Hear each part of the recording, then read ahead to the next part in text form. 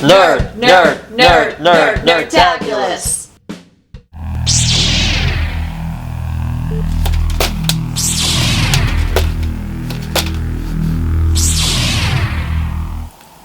Hi, I'm Tara. Hi, I'm Alex.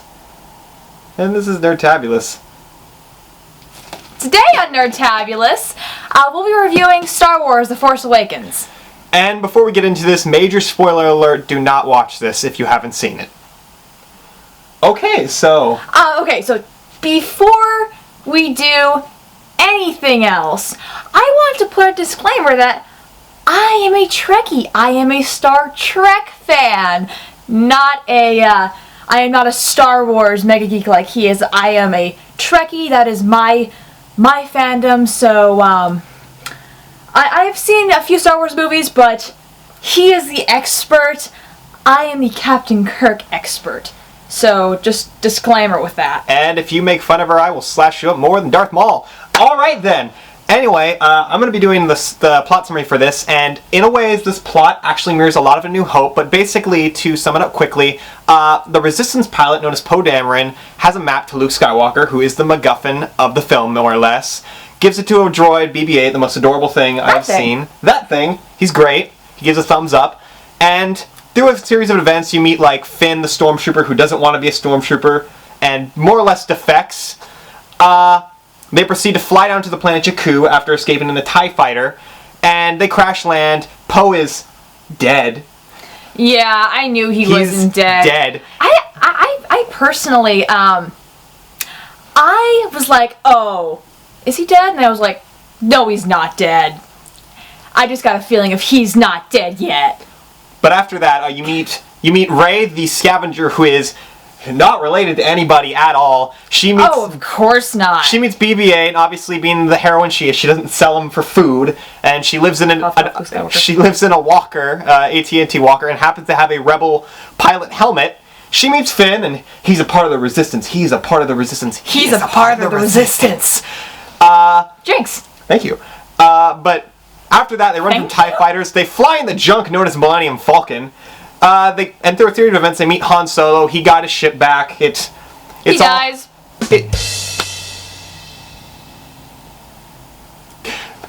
Anyway, before that, I thought I'd just get the cat out of the bag. They go to this watering hole where this girl basically, Finn's like, I'm out. I'm out. I'm a stormtrooper. I'm just gonna go hang out with these smugglers in the Outer Rim.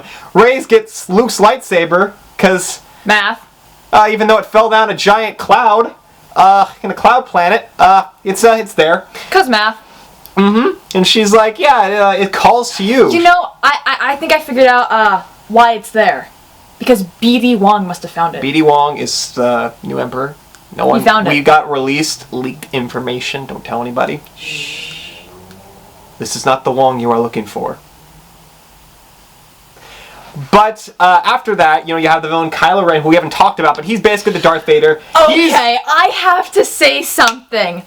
Okay. Here we go. So, about a month or two ago, I saw the movie Trainwreck. Very, very funny film. And the guy, Ezra Miller, played Donald in Trainwreck, and he was very funny. And he was this dominatrix kind of guy, and he was like 16 and coming on to this older woman, and his safe word was pineapple, and all this weird stuff. It was so funny. It's my favorite scene in the film. He looks just like Adam Driver. Like, they could be brothers. He just looks slightly younger. So the entire time I'm watching this film, after like the first 20 minutes when he takes off the helmet, all I'm hearing in my head is, Han Solo, my safe word is pineapple. And I can't take him seriously, because I watched Trainwreck before this, so all I have in my head is my safe word is pineapple. And I can't take the villain seriously because I watched Trainwreck. So my advice is, if you don't want to have my safe word is pineapple in your head when looking at this villain, I would watch Trainwreck after you watch this movie. Obsessed with pineapple she is. Clouded her vision, it did. You know, I actually don't like pineapple. Okay then. But to finish up the plot summary, literally Kylo Ren takes her aboard the new Death Star known as Starkiller Base, which if you're a Star Wars fan, you get the reference to Force Unleashed. And Luke's It's gigantic. And Luke's original name, yeah. But as Han Solo said, there's always a way to blow it up. There is. They end up blowing it up. Day is saved.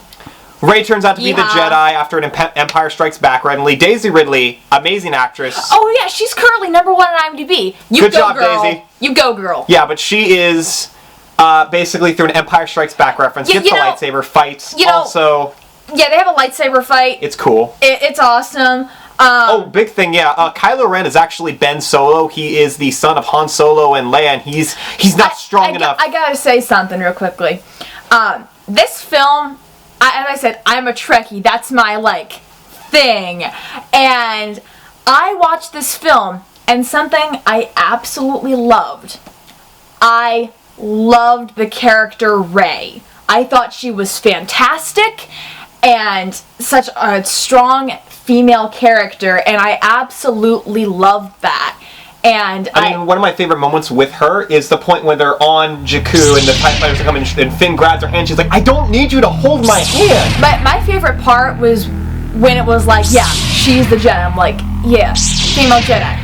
She did what we all wanted to do as a kid. She reached out her hand and she got that lightsaber and the music swelled up. And I also thought Finn was cool. Finn was awesome. I give him props. He at least tried to fight. He wasn't the guy who was just it's like he tried. He tried. Because yes, he gave it the good old college try. He failed, but he gave it the good old college try, and that's what counts. Yeah, even though in the trailer Finn seems to be the Jedi, no, it's Rey, and I'm pretty sure in the end Rey even goes to Luke Skywalker and hands him the lightsaber. I swear to God, Rey is Luke's daughter. I know the expanded universe. I didn't like that ending because they just stared at each other. It was perfect. And I just felt like if they had ended it right before that moment. When they got the map? No, if they had ended it as soon as she found him and he just turned around, it's like, perfect cliffhanger, end it there. But I don't need 2 minutes of, well, first of all, staring at you. This is a Jedi staring contest. See who cannot blink. The thing about Star Wars is, and this is something that they do a lot, is, there is a moment in the original trilogy where Luke goes back to see his uncle and aunt are murdered. They're skeletons. And he doesn't say anything, but they just stay on his face for a minute. And one of the things that Star Wars does is it is a space opera. 50% of the movie is the music. Sometimes they don't have people say anything. Sometimes it's facial reactions and the music. I don't mind that he didn't say anything because, it happens in films when characters just say everything with their eyeballs. If you watch Catch Me If You Can, there are characters that just say things with their eyeballs, and I'm totally cool with that. It didn't feel like they were speaking to me through their eyeballs. It just felt like they were having a Jedi staring contest. Well, the reason they did it is because after he turned around, he's like, okay, what are you doing here? But then when she pulls out the lightsaber, you can see in his eyes, he's like, oh, how did you get that? Why do you have that? Are you a Jedi? What is going on? Because to him, he lost that when he lost his hand. Because in Empire Strikes Back, Vader cuts off his hand, and that hand had the lightsaber. Now he has now he has automail. He's Edward Elric. I'm about to say, think Edward Elric. Yes, he is automail.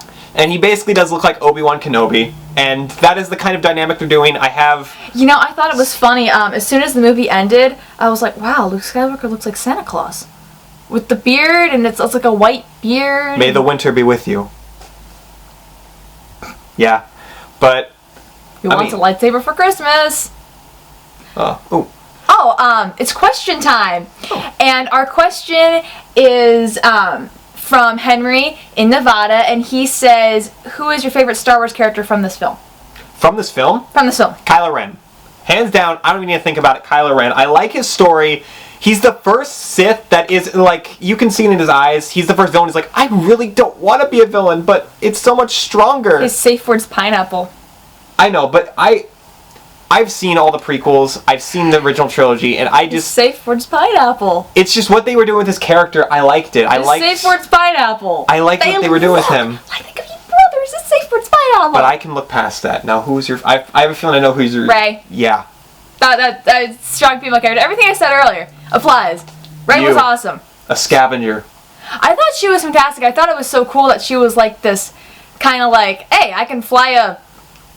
Millennium Falcon. A giant spaceship. I could fix a giant spaceship. It's like, I thought that was cool, because, like, I can fix computers and stuff. In fact, I fixed my brother's and my mom's, like, a week ago. So, I think it's awesome that they had a female lead that was a strong character and was kind of a techie and all that kind of cool stuff that's so out of the norm. And yet the funniest thing I can think of is the one line I think of whenever I think this movie was Finn just says, "We'll use the Force." And Han Solo's like, "That's not how the Force works."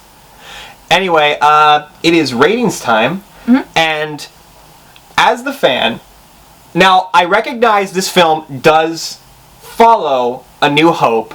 It is predictable. Can you predict it? Yes. But I asked myself, do I like the journey that they went on, and did it keep me invested? The answer is yes. I give it a 5 out of 5.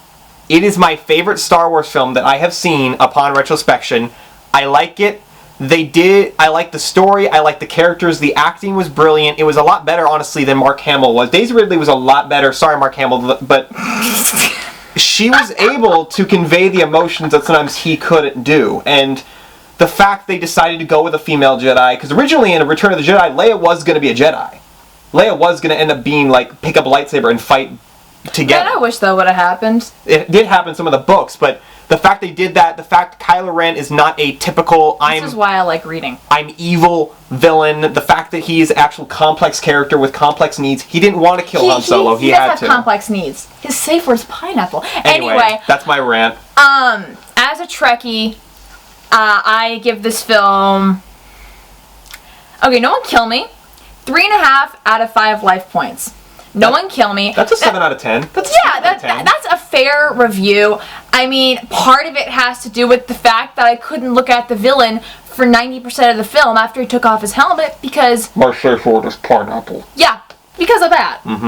So, my advice, don't watch Trainwreck before you watch this film because that will be the only thing you can think about. So yeah, don't do that. Outside of that, it was a pretty good film.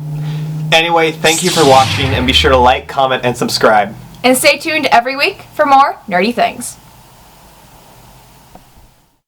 Nerdtabulous.